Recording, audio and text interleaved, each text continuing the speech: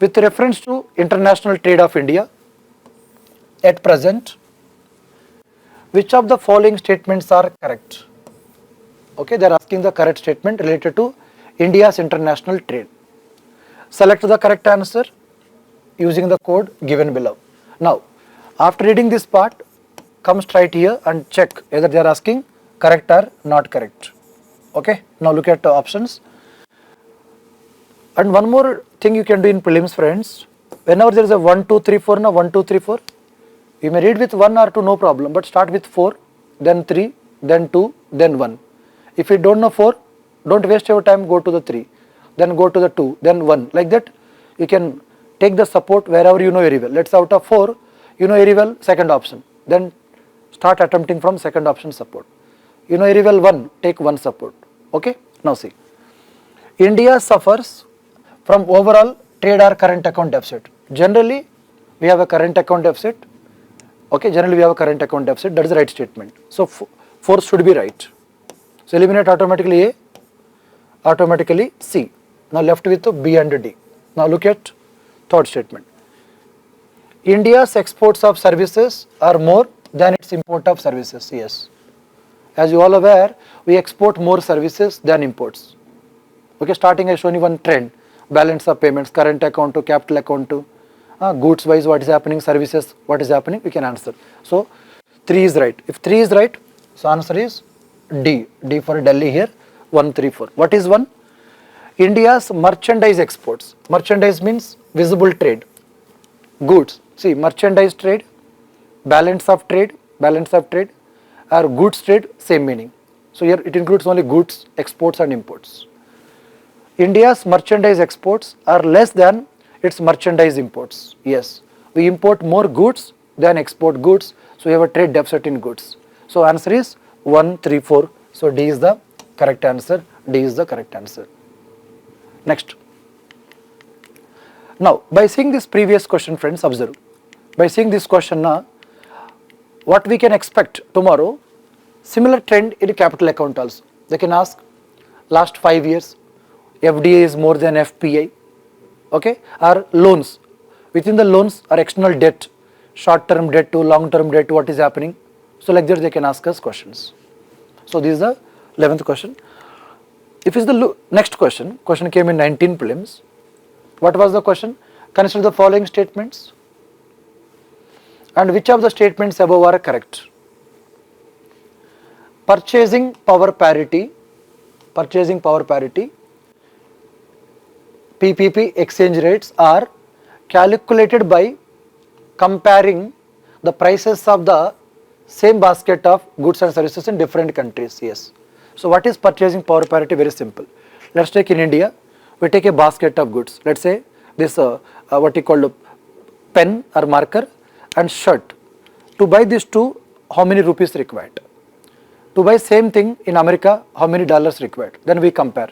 Let's say burger in India. What is the price of the burger in India? Price of the burger in America. So we compare. So they take a basket of goods. That is the purchasing power parity, PPP. We use this concept for comparison purpose. So first statement is right, PPP. In terms of PPP dollars, India is the 6th largest again it's a fact. They are asking us in terms of PPP dollars, India is the 6th largest economy in the world. They are asking rank. Again, whenever you see the GDP, the gross domestic product, simply in a particular area, that is within the economic territory, how many goods and services produced, their monetary value or the money value, GDP. Now, friends, observe, let's assume today we produced in our country 280 lakh crores of goods and services. For example, FY 20 to 23. Okay, now see, if you divide 280 lakh crore with market exchange rate, let's say today you want to go America. If you want to go America, how many rupees required to buy a dollar? Let's say 80 rupees example. So you may say $1 is equal to 80 rupees. So if you divide our GDP number with market exchange rate, you get one number. So this is called GDP at market exchange rate. So we get one rank. If you divide the same GDP number with PPP terms, purchasing power parity, That is not real, it is a notional, but we use for comparison purposes. So here, let's say 280 purchasing power parity, let's say 27 rupees or 30 rupees. Then you get 280 by 30, 280 by 30. Then you get 1 rank. So you see two GDP numbers whenever they cover in the newspapers, etc. One is, look at this picture. If you see China, America, India. So India is the third largest economy in purchasing power parity wise, PPP wise, third largest. Number 1 is America, number 1 is China, number 2 is America, 26 trillion, our is around $13 trillion. But if you look at GDP at market exchange rate, we are the 5th largest economy, friends, 5th largest economy. Number 1 America, number 2 China, number 3 Japan, number 4 Germany. Now you see newspaper frequently, our target is $5 trillion. So by 26-27, we may become, it's an again prediction, we can become $5 trillion economy, then we become third largest economy, third largest. So here simple point है, जब हमारा जो GDP है market exchange rate के divide करो एक number आएगा, 1 rank मिलेगा. If you divide GDP number with PPP terms, PPP another rank. So this statement is, second statement is wrong, because they are asking us in terms of PPP, we are the not 6th largest. This question came in 19, but today we are in 5th largest economy. So that is the one issue. Whenever you are solving previous year questions, the data you have to take carefully, because we are practicing today the 19 paper. Sometimes we practice 2011 paper today. They may keep in 2011 example. In the recent budget, fiscal deficit is like this. So there is no sense of remembering that data right now. You have to remember recent year fiscal deficit. But we are getting some idea how to proceed for further. That is the reason we are practicing previous year question. So definitely second statement is wrong. So answer is only one. So purchasing power parity, PPP and their rank. Now by seeing this question, they can ask tomorrow, India's rank at market exchange rate is 5th largest economy, or they can keep 3rd largest economy. Then they interchange and ask in prelims. So this is the question. Let's move to the next question. With reference to the Indian economy, consider the following statements. They are asking Indian economy, mostly in our syllabus. They ask about Indian economy. Select the correct answer, select the correct answer. This question came in 2022 prelims. Again there is a 1, 2, 3 statements. So in 1, 2, 3 you can start with the 3, then 2, then 1, or you can start 1, 2, 3 also, there is no issue. An increase in a nominal effective exchange rate, NER, indicates appreciation of rupee. Now again, whenever we study the external sector, there are two ways to represent. For example, we may write rupees to dollar. For example, I may say $1 is equal to 80 rupees. Or you may say 1 rupee is equal to 1 by $80. Same only. But here, generally the RBA practice or IMF, they keep dollar to rupee. But we may say rupee to dollar, depending on our convenience. So, but here they are keeping in mind dollar to rupee. Now why? Understand. Let's assume I say 80 rupees per dollar. Now tomorrow 90 rupees per dollar. So when exchange rate increases, we use the word depreciation, friends. Generally when we say exchange rate become 80 to 90, we may say rupee depreciated. What it means? Previously to get dollar, we have to pay 80 rupees. Today we have to pay 90. So dollar became costly, dollar is strengthened, dollar appreciated, rupee became cheap, depreciated. So here we use this context, generally normal books in India. But they are asking dollar to rupee, friends, dollar to rupee. That means opposite. See, an increase in NER indicates appreciation of rupee, yes. Statement 1 is right. Now here you may get doubt, what is the difference between nominal exchange rate and nominal effective exchange rate? See, whenever we use the word nominal exchange rate or the real exchange rate, near, then real effective exchange rate, real. There are 4 keywords. First of all, in nominal exchange rate, simply we take one country, that is India here, dollar. So what is happening between the rupee to dollar? That is the bilaterally we are checking either currency appreciated or depreciated. But in reality, it is not like that we are trading with only America. There are so many countries in the globe we trade. So what we do, the rupee's behavior or the rupees, either rupee appreciate or depreciate with major trading partners along with their weightage. For example, America, Japan, Euro means what we do, rupee appreciate or depreciate with major trading partners, means a basket of currencies, basket of countries here, you may say basket of countries. So it is unfair to say by looking at rupee to dollar, either rupee strengthened or weakened. So that is the reason RBI, we use in economic survey also a group of currencies, a group of countries, then we give comment either rupee strengthened or rupee weakened. So that is called nominal effective exchange rate. So what is nominal effective exchange rate? Simply we are checking the either rupee strengthening or weakening with a major trading partners in the globe along with their weightage. For example, America, then China, then Japan. So let's say we are trading with America 50% example, then 30, then 20. So we are trading with 3 countries, we check either with these 3 countries our currency is strengthened or weakened.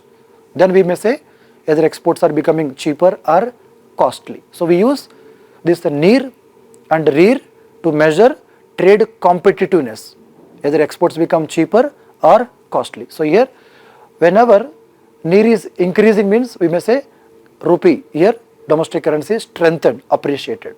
But friends, remember, when currency strengthen means when rupee appreciates, our exports become costly, imports become cheaper, That is one point you should remember.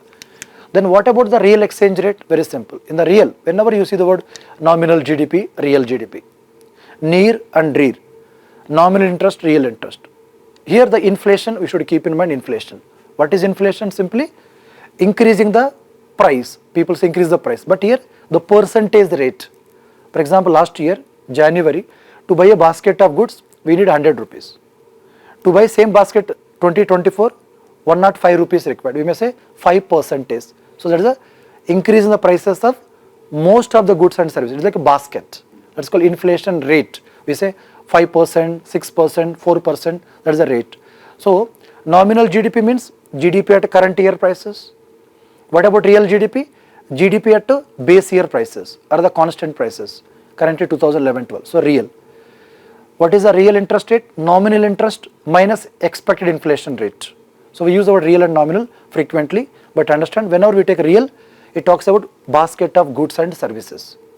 Okay, so talking money, nominal, talking goods and services, real. So real effective exchange rate, nominal effective exchange rate, nominal exchange rate, real exchange rate. Simply, real exchange rate is simply nominal exchange rate into inflation. Whatever the country we are comparing, foreign country by domestic country. Or sometimes you see newspapers, domestic country by foreign country, depending on rupee to dollar or dollar to rupee. Don't confuse. Now see. First statement is right. If you take a dollar to rupee, so appreciation of rupee, one is right. So eliminate B. An increasing rear indicates improvement in the trade competitiveness. Imagine, if we are assuming dollar to rupee, if one is right, 2 should be wrong, because when currency is strengthening, exports become costly, not the cheaper. So 2 is the wrong option. If eliminate 2, automatically left with 1 option, friends. Already 1 and 3. What is 3? An increasing trend in domestic inflation relative to the inflation in other countries likely to cause increasing divergence between near and dear. Yes. So here, whenever the word near is there, the monetary terms, real, the goods terms. So when there is a divergence in inflation, imagine India mein inflation ज़्यादा है, America में कम है, then there may be impact on near and dear. There is a gap. So answer is 3 is correct. So 1 is correct. So answer is C for Chennai. 1 and 3 is the correct answer. Okay. Now I'm giving the crux here. Understand, friends, understand a little bit. So whenever currency depreciates, exports become cheaper. So whenever rupee appreciates, exports become costly. Remember that part, okay na? When rupee appreciates, when foreign currency converted to domestic currency rupee, that is a capital inflow. In other words, rupee demanded. Capital outflow, rupee supply increases, rupee depreciates, rupee weakens. Look at next question. Consider the following statements. Which of the above statements are correct? Again, they are asking us correct statement. The effect of devaluation of a currency is that necessarily, they are asking us. So, the effect of devaluation, the impact, what will happen if a currency devaluates? So, what is devaluation here? Let's say previously $1, 10 rupees, example. Now we make into 20 rupees. So, RBI or the central bank, when they devaluate means they lower the domestic currency value, that is called devaluation. So, before 1990s, we used to follow fixed exchange rate system. But right now mostly we are a floating exchange rate system. In not true sense, we follow dirty floating, not clean. So in floating exchange system, two types: completely market determined, free, completely free, or we interfere. Sometimes RBI interfere and purchase dollars. Sometimes RBI sell the dollars. So that is not a completely freedom or full what you call exchange rate or flexible exchange rate. It is called dirty floating or managed floating exchange system. Again, this question can come in prelims. Recently, IMF says India is not a free floating exchange rate system. We are a managed, okay, or the a stable exchange rate system. But again, even India claim we are not a completely free or a full flexible exchange rate system or complete market forces. No, sometimes RBI will interfere. So anyway, look at the first question. The first statement says improves the competitiveness of a domestic exports in the foreign market. Yes. So whenever you devaluate your currency, so your exports become cheaper. For example, see, let's assume, friends, understanding purpose, kilo mangoes, for example, 1 kg mangoes, 50 rupees. Okay, na? Hypothetically imagine right now, $1 is equal to 50 rupees, 50 rupees. Okay, na? So right now I am an American, I can buy with $1, 1 kilo mangoes. But tomorrow RBI devaluated currency to, let's say, assume, understanding purpose, 100 rupees. So what will happen? With $1 I can buy 1 kilo, but you may say you are getting 100 rupees instead of 50. Friends, observe, previously whenever you are exporting 1 kilo mango, you are getting $1. $1 means 50 rupees. Now you can convert into 100, you are getting 100 rupees. Now you may take advantage. Instead of giving 1 kilo for $1, you may give 1.5 kilo. In other words, you can sell more for the same dollar. So that is what exactly exports become cheaper. When exports become cheaper, people love to buy our exports, so our exports बढ़ जाएगा. But imports become costly. That is how China, some people comment, manage their currency. They devaluate their currency to make their exports cheaper, imports costly. So encouraging their exports, discouraging their imports. Okay. But anyway, here the question was, if currency devaluated, generally exports become cheaper. Exports become cheaper. Yes. The second statement, friends, increases the foreign value of domestic currency. See, increases the foreign value of domestic currency. No, it decreases the value. It is a wrong statement. Improves the trade balance. Improve the trade balance. Generally, when currency devaluates, it depends, friends, it depends. For example, India is there. Even though devaluation happen, immediately exports won't increase. Okay, na? It depends on multiple factors. So they are saying if mandate necessarily. So answer is only one. So for example, if India is there now, you see newspaper, rupee depreciating.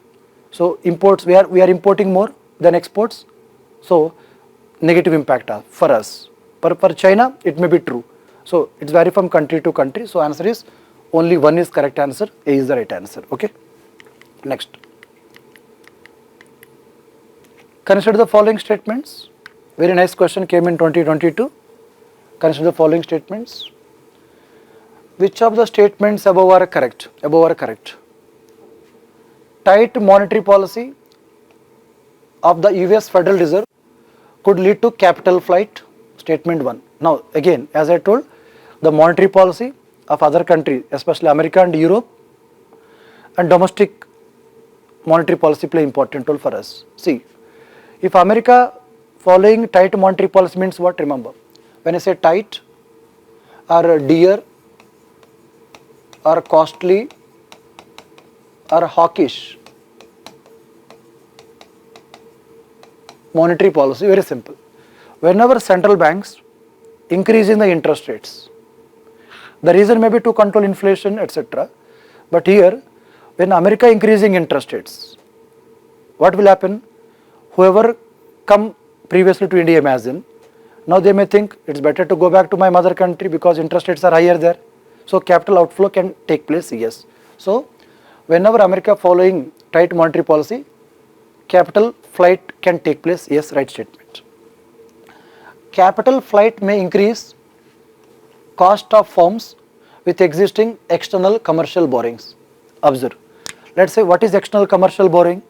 Indian corporates can borrow money from outside India. External commercial borrowings. It's not government, commercial.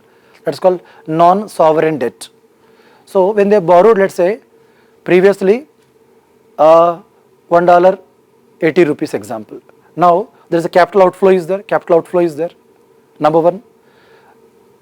There is impact on rupee depreciation. Indirectly, rupee can weak also. Number one. Number two, they are asking us, capital flight may increase the cost of firms. Cost of firms, yes. How? Whatever they borrow, let's say I borrowed money from America, I may say floating interest rate. Previously interest rate 5% example, now 6, now 7. So I have to pay more interest. So they are asking, capital flight may increase cost of firms, yes. Devaluation of domestic currency decreases the currency risk associated with ECBs. No friends, remember. Let's say in the external debt, when our currency depreciates or devaluates, there is a negative impact. Let's take example C. Now I'll give the crux here, understand. So whenever currency depreciates, example, previously $1 80 rupees, now became, let's assume 90, understanding purpose 90. So practically what is the impact? Rupee depreciating means what? Capital outflow is taking place. Means rupee supply increases. In this case, exports become cheaper, friends. Remember, exports become cheaper. Imports become costly. And remember, the external debt going to get affected negatively thus. Let's say I borrowed $100. When I borrowed $80, when I am paying back, dollar became 90. So indirectly, cost is increasing. When currency devaluates, the external debt get affected negatively. So that is not a right statement. And one more thing, when currency depreciates, let's say you want to go abroad, foreign education. Previously, you will get $1 by paying 80. Now you have to pay 90, so your foreign education become costly. So if you want to go to as a tourist to America, things become costly. So when rupee depreciates, there are some negatives. Positives, number one, as you know, exports become cheaper, and what you called in the long run, people says imports are discouraged. So then we may have more forex, etc. But again, it depends on multiple factors, your exports quality, other countries' performance, etc. Okay, now see. Third option is wrong, so answer here is definitely B wrong, D wrong, C wrong, A is correct. Now in this question, if you know one small point here, for example, if you don't know about what is happening in America, we don't know. If you know if currency devaluates as a negative impact on our external loans, then you can answer this question easily by elimination also. So answer is A. Next question, see. Convertibility of rupee implies. See the keyword? Convertibility of rupee implies. Now, very simple. What is convertibility? So imagine it is India. It is a domestic economy. Imagine, let's say rupees. So I want to go abroad, I need the dollars. So if I freely convert domestic currency to foreign currencies, or I am a foreigner, I want to come to India, I have a dollar now, I want to convert into rupees. So rupee to dollar, we may say rupee to dollar outflow or exit. Dollar to rupee, friends, dollar to rupee means inflow. So what is convertibility? You have a dollars or rupees. Rupees can convert into foreign currencies such as dollar or euro, or foreign currencies can convert into domestic currency easily. If no restrictions, we use the word convertibility. So entry and exit. So entry means dollar to rupee, exit means rupee to dollar. So inflow of capital, outflow of capital. If there is no restrictions, then we use the word full convertibility. The question was convertibility of rupee implies. And you all aware, we have a current account and a capital account. So in India, current account may we have full convertibility. But in capital account, in some areas full convertibility hai, in some areas restrictions are there. So we use the word partial convertibility on capital account. When I say capital account here, FDI, FPI, commercial borrowings, and non-resident Indian deposits. So here we have some restrictions. For example, Indians, let's say I am Indian, I want to buy something from abroad. So there are some restrictions. I want to buy shares of some other countries, some restrictions are there. So there is a lack of full capital account convertibility here. Now see, being converted rupee into gold, no. Allowing the value of rupee to be fixed by market forces, that's called flexible or floating exchange rate system. Freely permitting the conversion of rupee to other currencies and vice versa, yes. So that is exact definition of convertibility. So rupee to foreign currencies to rupees, we can convert easily, called convertibility. Developing an international market for currencies in India, no, it is a wrong statement. So answer is C. C is the correct answer. Now they can ask you tomorrow on which of the following are the benefits of full capital account convertibility. Okay, so then Tarapur committee. So whenever you are solving the previous year questions, look at periphery topics and prepare them sincerely, which are in the newspapers from last 1 year or 1.5 year, more useful for us. So this is the convertibility. Now, next question, see, if the inflation is too high, okay, RBI likely to buy government securities. Again, here this question are statement from monetary policy. If the rupee is rapidly depreciating, RBI likely to sell dollars in the market. Here they are linking external sector. In other words, major function of RBI here. If interest rates in America or Europe were to fall, that is likely to induce RBI to buy dollars. Here it is a indirectly monetary policy, external sector linking. One major function of RBI is to maintain exchange rate stability. Now, as you all aware, whenever there is inflation in economy, means more money supply. So when inflation is there, what RBI does? RBI follow contractionary monetary policy. Here, let's say you are a bank, example, understand, I am a Reserve Bank of India here, you are a bank, okay, and public here, public. When people wants money, they approach the banks. When banks wants money, they approach RBI. Let's say RBI lending now, listen, when RBI lending, friends, when RBI lending means they are taking securities from the banks. So RBI buying the securities. When RBI buying the securities, banks have money, then banks will lend more. So it will promote the growth generally. But here they are asking, when inflation is too high. When inflation is high, RBI should sell the government securities.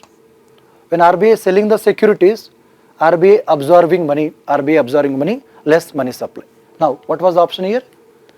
If inflation is too high, RBI likely to buy government securities. It is wrong statement.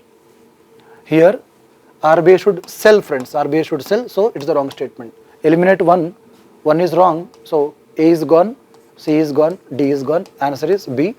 2 and 3. Now cross check. What is 2? If rupee depreciating rapidly, RBI is likely to sell again. Yes. Generally, RBI don't interfere. But in some circumstances, means if rupee depreciates too much, RBI says I will interfere. Then RBI may sell dollars.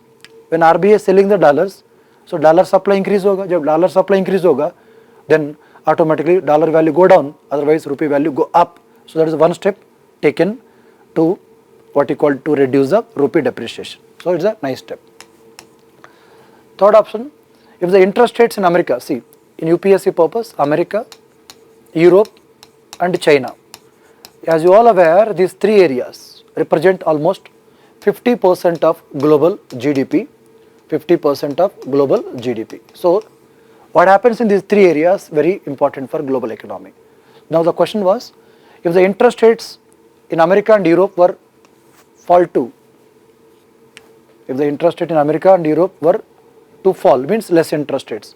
Generally what people can do here in America and Europe, they may borrow here, they may borrow because less interest rates. But in emerging economies like India, Brazil, interest rates are higher. So they may come to our countries, means capital inflow will happen. When capital inflow is there, so dollar is available cheaper, then RBI may purchase the dollar, RBI may purchase the dollars, yes. Opposite, there is a lot of capital outflow, rupee depreciating a lot, then RBI sell the dollars, RBI sell the dollars. So RBI buy, sell the dollars time to time. That is what exactly sterilization of RBI. This is the question, very nice question, application question.